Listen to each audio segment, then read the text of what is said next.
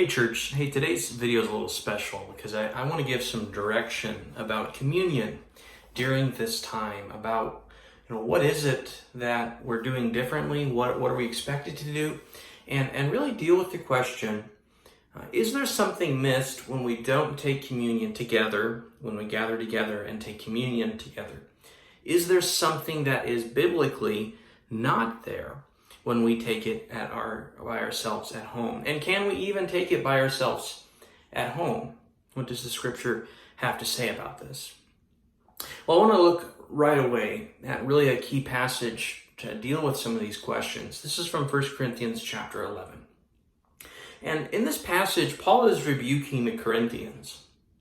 And I want you to listen to what he says about why they gather together, what he says about them taking communion, and what that means for us today about taking communion. So this is from 1 Corinthians chapter 11.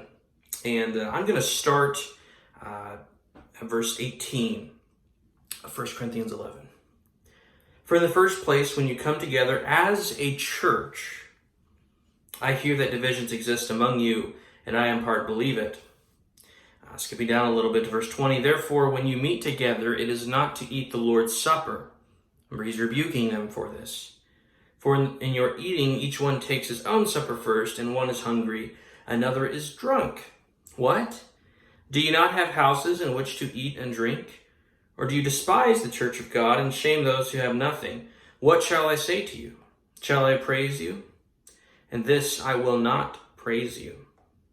And then he goes on in verse 23, that passage we know very well, about doing this, remembering the Lord's death, and doing this as a proclamation until his return. But I want to pay special attention to this phrase, when you gather together as a church.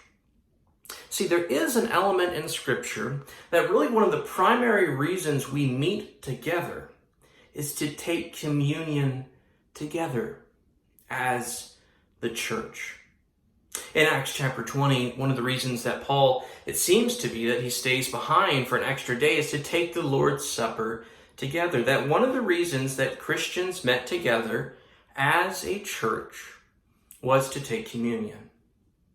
And so while this is going on, I want to tell you one of the things that I'm excited for, one of the things I'm most excited for when we meet back together is for us to be able to do this, to come together as a church and to take the Lord's Supper.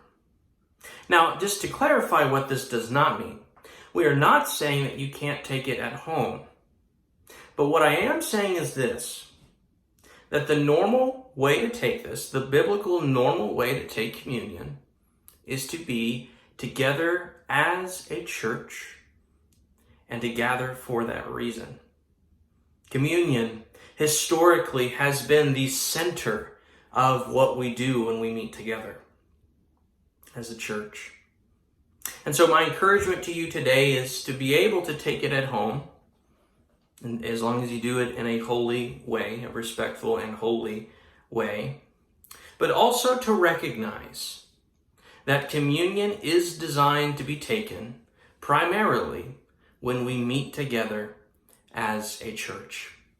And I know this is a confusing topic, that's why I wanted to cover it today. And really what I want you to know is that it's okay to take it. But just be aware of the fact that there is something missing that is not normal, that we should look forward to do when we get back together as a church. Have a blessed day, and may the Lord protect you.